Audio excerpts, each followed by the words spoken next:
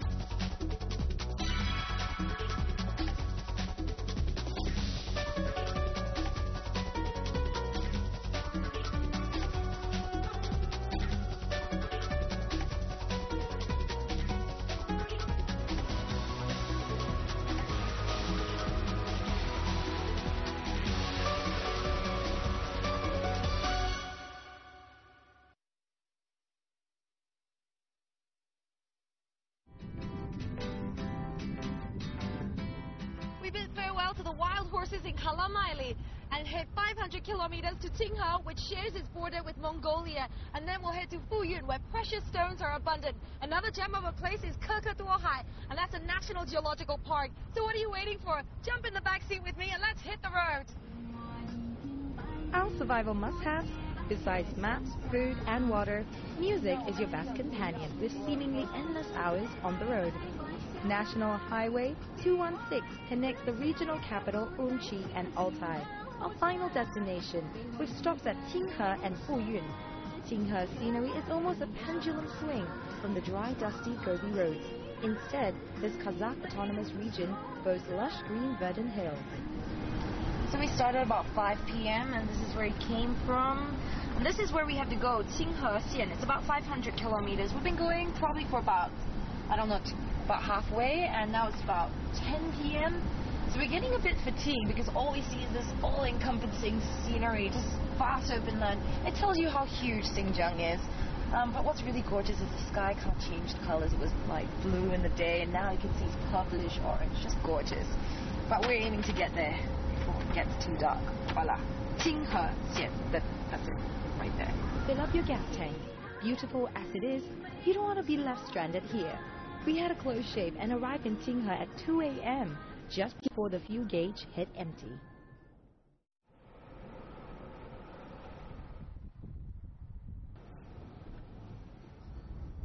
We set off bright and early from Tinghe town to one of his most prized possessions in this mountain range. You know, it's just gorgeous driving through all these mountainous roads. Before we had like flat Gobi desert road, and now it's just cows and greenery and hills. It's just completely changed. Sandaohai is a mountain range that actually houses a gorgeous grassland, and it's 2,600 meters above sea level. It's going to take us about 2.5 hours to get there, and I'm really looking forward to it because the Altai mountain range are to the north. Driving here requires resilience and experience. Plan ahead and rent a vehicle with a professional driver from Fuyun or Altai, as resources are limited here. But keep an open mind and accept that even then, there's bound to be some sort of a problem that needs solving. One more to bike there. Looks like we got stuck in a bit of a situation here. We came from the other car. Really hot.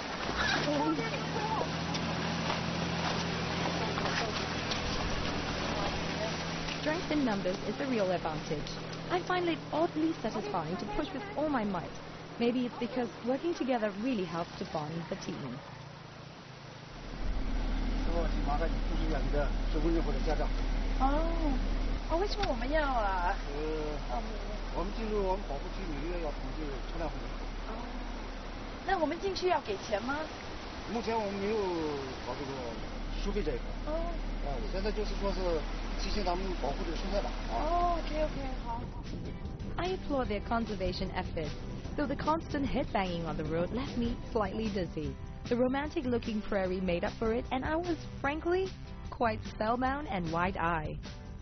What a breath of fresh air! Look at that, snow-capped peaks.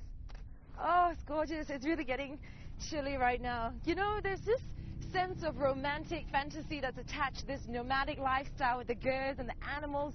And sometimes, you know, you think, oh, look at the horses. You know, it just seems so free because we lived in such a plugged-in world, that's modern lifestyle that sucks all our energy. And sometimes it's great to be reminded of what is simple and true. But that's also very hard work to be moving every season, you know, during summer and winter and packing up your goods. This is what separates agrarian culture from a nomadic lifestyle. In this semi-arid steppe region, the tough climate calls for a migratory way of life. This would be impossible without a movable dwelling called a ger or yurt. The ger tends to be filled with life as the place where festivities and holidays and eating take place. People here are known for their great hospitality, and any stranger or visitor will be kindly received and invited to a feast on a sumptuous selection of lamb and dairy produce. It's a once-in-a-lifetime experience that makes me feel like I've stepped into a page from mythology. 我是不知道出二个这种马是不是这样？他说这个叫花海的，山的那边呢，这个有云彩山的那边呢就是蒙古。哦，那就是蒙古国了。你有没有去过？他有没有去过？48的能车的，这把他开人个把他，这个他说那个到边界上去过，这个还把他。That's Mongolia over there, and this is Western China. Жылда келіп тұрыңдар, жылда келіп тамашалап қайтыңдар. Мал жеңдер міне жерден сойғыз. 他说经常欢迎你们到这儿来做客。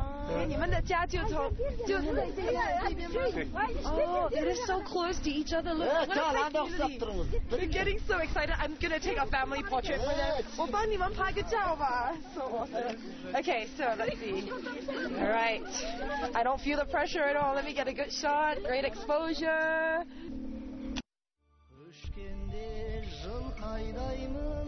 Most people come in summer, when nomads stock their gears here before retreating to lower ground in the winter. But the only way is up for a bird's eye view.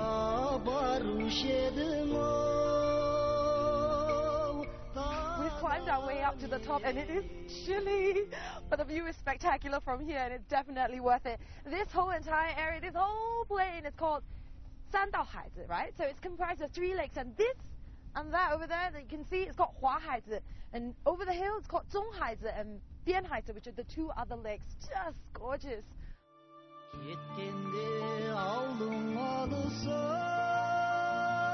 Life on the steppe relies largely on milk and meat. Speaking of which, I could use some of their daily grub.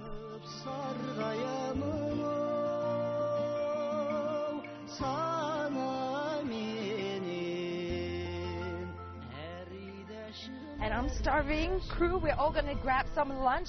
Just have to cross this little stream to get over there to that side. Hello? 在那边吃饭吗? How? You can even stay in the yurt there. Now, in a little while later, we'll explore a tomb that's far off on that side. But right now, everyone's starving. So, guys, let's cross the river. Come on. All right.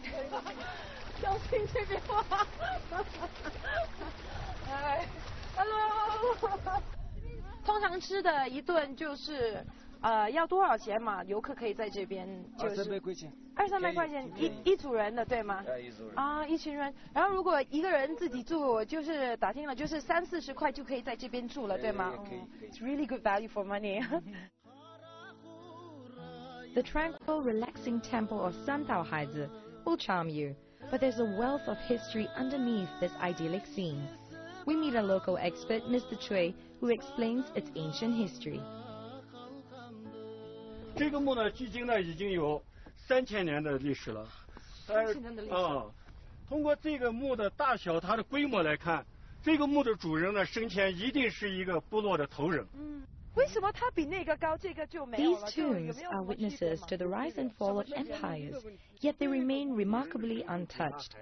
In Kazakhstan, Mongolia, and Russia, exquisite burial treasures were found in similar tombs, but they revealed little about everyday life and political and military alignments. 斜着的平行线呢，它就是这个部落的帝王标记。那么你看我们这个石碑呢，这个为什么把它叫鹿石呢？因为在石碑上刻有鹿的图案的，我们都把它叫鹿石。I adore the simple nomadic way of life that has endured for centuries. Until AD 1000, information is sketchy about the nomadic culture and events in the eastern and western portions of the steppe. But we know from the tablets that shamanism was very much alive and kicking.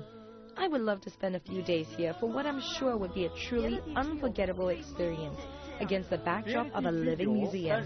But we have a schedule to keep. 比如说在我们三道海子，你可以看到大的石堆墓，还有鹿石，这个洋画、草原诗人，像这些草原文化呢，这个3000年来的草原文化，在我们三道海子都同时可以反映出来。 Coming up next, we head to the Xinjiang-Mongolian border and explore the wondrous Kekatoahai Geological Park.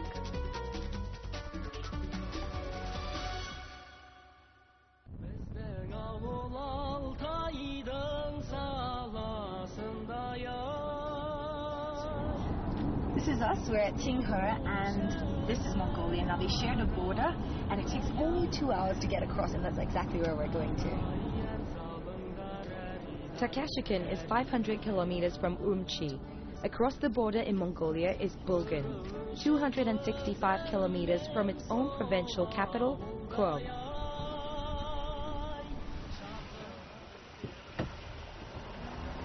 always this air of anticipation anytime you get to this border checkpoint, because you feel like you're going to a new place. And although we're not heading to Mongolia, I'm really curious to see what it's like in there. In the 13th century, Kublai Khan, grandson of Genghis Khan, established the Yuan dynasty, and this route became an important link to the Silk Road. Imagine caravans filled with merchandise crossing between east and west on the way to and from Europe. Today, be wise and find out what your visa requirements are. That over there is China, and this over here is Mongolia. The two countries operate two systems, so you need to take note of the border's opening and closing hours. No regular transport operates taking tourists across, so I suggest you arrange a vehicle with your local tour guide.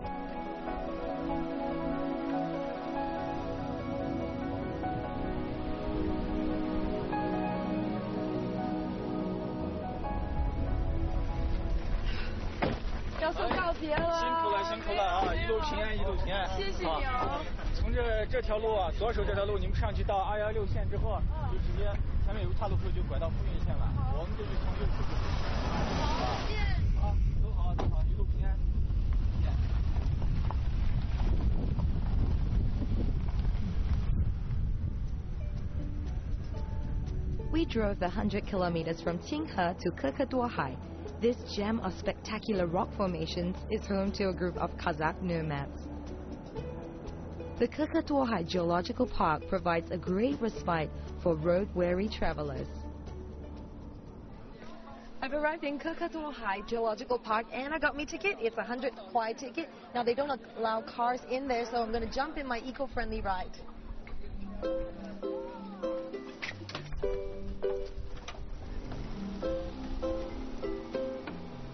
About 17 kilometers into the viewing platform up in the front, and it'll take us about 30 minutes. You know, it looks kind of empty right now, but the roads will be chock-a-block once it hits mid-May to mid-June. That's when all the nomads will come out. They bring all their animals because they'll move from the winter girths down to the summer girths, and that's when their animals will need to graze on the pastures. So it will be very crowded, and it'll be a really good time for a photo opportunity. Kekatoahai, meaning green jungle in Kazakh, lies in the southern Altai range. There are 108 granite peaks, but only one distinct formation, and in these parts, it's regarded as holy. Oh, this is a star attraction here at the Geological Park. It's called the Divine Bell because it looks like one. Look at it. So beautiful, granite surface. Looks like someone just plonked it down perfectly. Nature is just marvelous. Granite surface. Oh, it's just been weathered. Look at that birch tree on the top. Imagine just hanging on. Kekatoahai can be compared with Yosemite Park in the U.S., with its spectacular granite rock formations. Even dreamier, some of the cliff faces are situated along the gorge of the Irtysh River. Though winter makes this one of the coldest places in China, spring and autumn are fine seasons to visit. Extending for 4,000 kilometers, the Irtish is one of the continent's longest rivers, rising from the glaciers on the southwestern slopes of the Altai Mountains. Its waters are crystal clear with an emerald sheen that soothes the soul.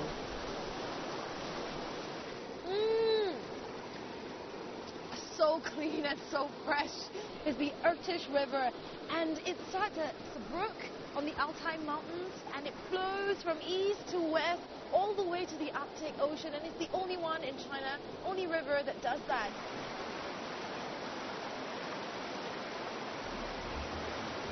A favorite pastime here is to collect rocks from this river. Don't be surprised to find a rock collection proudly displayed in a home. This near paradise owes much of its allure to the mighty river, which, some people say, even has healing properties.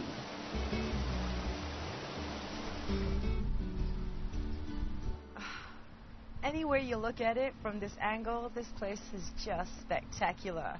I mean, the view, the sun, the river, the everything, and it gets even better. These leaves will turn golden brown in autumn, and that's a very short window of time you get from September to October, but you can just imagine.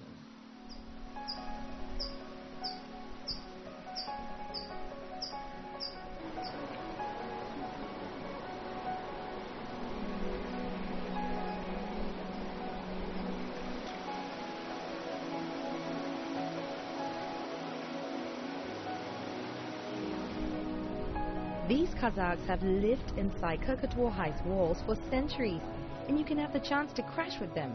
Their gears are banded together, so for an authentic experience, eat, drink, and be merry here, as it's relatively affordable. Like these Kazakh yurts are just dotted all around this area. It's so beautiful. It reminds me of something of a pre-modern time. But, you know, nomads still use this for their daily needs and purposes. And that's what we're exactly going to do. We're going to be staying in one of these accommodations for the night. Oh, can't get enough of it. All right, that's 11. That's 18. Great, found it. This is it, guys. This is our nifty little yurt. Let's have a look. Oh, it's so cute. Look at it. Lovely, lovely. It's not every day you get to stay in a yurt, so I'm really looking forward to it. This is where our whole crew is going to sleep. Look at all that pillow. We're going to all snuggle up. It's going to be very, very cozy, as long as nobody snores. But look at it.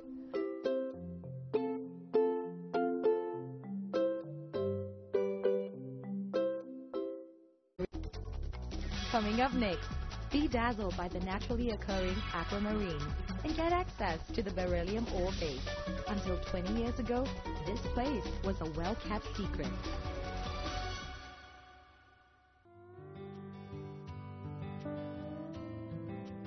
Our next stop, China's biggest beryllium ore base, Krakatoa-High, located in the town just half an hour from the park.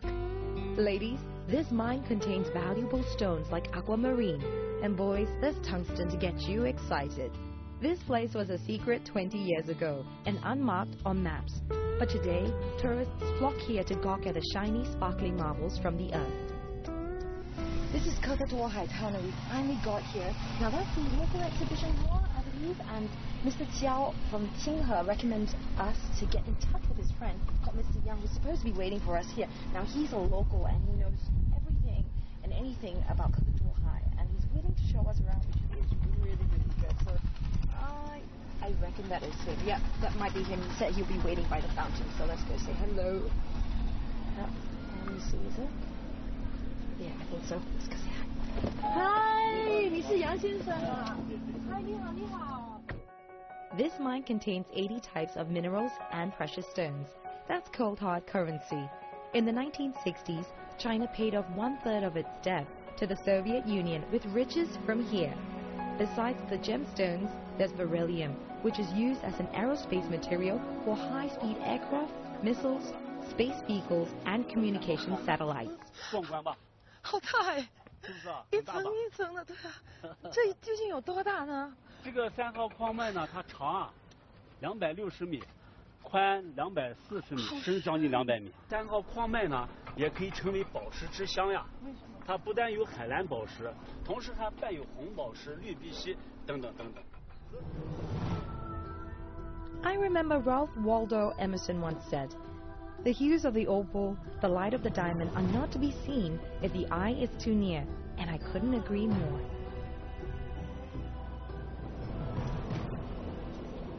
现在带你去咱们宝石非常集中的地方，宝石城。耶！富裕县县城。那我们要稍微1个小时来到，对吧？52公里是吧？52公里。Fuyun literally means rich in treasures. Even so, I never expected to see such a prosperous town, 500 kilometers away from the provincial capital. Dare I say, with Fuyun's fresh and green look, it might even be cleaner than Urumqi. Life is good here, as the town lies on the Irtish River and has a mountain behind it, all of which, according to Chinese belief, makes for great feng shui. 我今天请你们吃农家小菜。吃什么呢？农家小菜呀，咱们这个小院呢，是农家小院，这些菜呢都是自己想吃什么拔什么。是吗？啊，对。Fresh green organic garden。他们家是做这个。自己拔自己的。God, it's unbelievable, but I have never done this in my life. What fresh vegetables from the ground? I always bought it from a supermarket. OK, 我有这个笋，你呢？豆浆。小张，你拔的什么？没说让你拔。难怪 this is going to be our dinner tonight. I feel like I'm going to a party. We're going to have lots of fresh green vegetables tonight. So organic. I don't think this is even Here is a connection with my foods that I sorely missed. No pesticides or chemicals are used in this plot of garden greens. It's part of Xinjiang's au naturel approach. You can find everything from ethnic foods to Han-style stir-fry in Fuyun. Oh my god. So crunchy. So good. It's unbelievable. Best thing of all, we picked it without bare hands. Guys, good for you.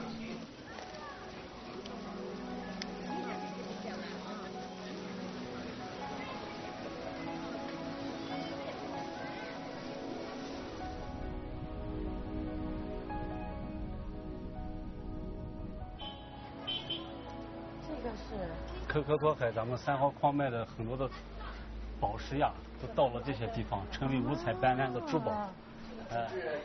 This is the best place to get your supply of precious stones. Instead of buying gold, the locals are more likely to invest in precious stones, gems, and rocks.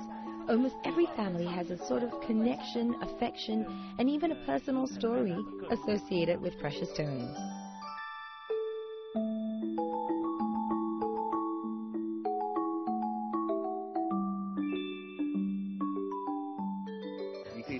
好，我试这个。看，哦，怎么样？感觉不错。Gorgeous, so beautiful. 对，我看到闪闪亮亮的。这宝石就是这边的特产，对吗？海蓝的颜色就是那种天蓝色那种淡淡蓝。那这一个要多少钱呢？像这么大的这样颜色要12万左右。以前像我们小时候这些东西不值钱。是吗？小时候女孩那抓子儿，男孩嘛就是打弹弓、打麻雀，就是用这个东西。那时候多嘛？是吗？满山遍野你也能捡到，没事的时候在河上打水漂那个，飘几个的，都是用这个东西。Aquamarine is the main product here. While I feel like a princess wearing it, in ancient times, aquamarine with its lucid ocean blue coloring was considered a lucky stone for sailors. With prices ranging from 20 to several hundred thousand RMB, there's something for everyone. The development of industry has made life more comfortable and created a generation of instant experts in precious stones and rocks. It's a curiously bourgeois state of affairs to find these precious gems are such an intricate part of everyday life. Looks like all our bags are packed and we are ready to go. This is our last leg of the journey, so it's a little bittersweet as we say goodbye to Fuyun and we say hello to Altai in the north. All right, guys, let's hit the road. So, here we go again. the quickest and easiest way is to fly from Altai's airport back to Urumqi. Though my journey is about to end, I've only begun to comprehend the intricacies that make this region so unique, with its fascinating collage of dry semi-arid desert landscapes, nomadic grassland culture, and treasures from the earth. I feel like I've only explored the tip of the iceberg. We finally reached Altai, and it took us about 3 hours from Fuyun. Now, I really enjoyed the nomadic lifestyle in Sandao Haizi, and to see Mongolia just over the hill has been such a treat. I would recommend at least a week stay at Kekeduohai because there's so much precious minerals and stones, but it's also China's own answer to Yosemite Park. And at this point, we're driving in to see the rest of the crew because we're going to do a handover, and James and them will be continuing their way up north. There it is. That's them. Go and say hi. There they are. 你看到他们了吗? Hey! Hi! Oh my goodness! How are you? Oh, it's been good. It's been so hectic, but it's been wonderful. Must be so amazing. Yeah, you get ready for the trip. It's burning hot. It really is burning hot. But I can't wait. So the assignment's over to you now. Okay, thank you very much. Thank you. Yeah, well, we're going to have to do the handover now. So James and your crew, you're going to be taking over. We're going to hand over the camera to the second group as well. Here you go. All right, guys, it's time to say goodbye. Bye.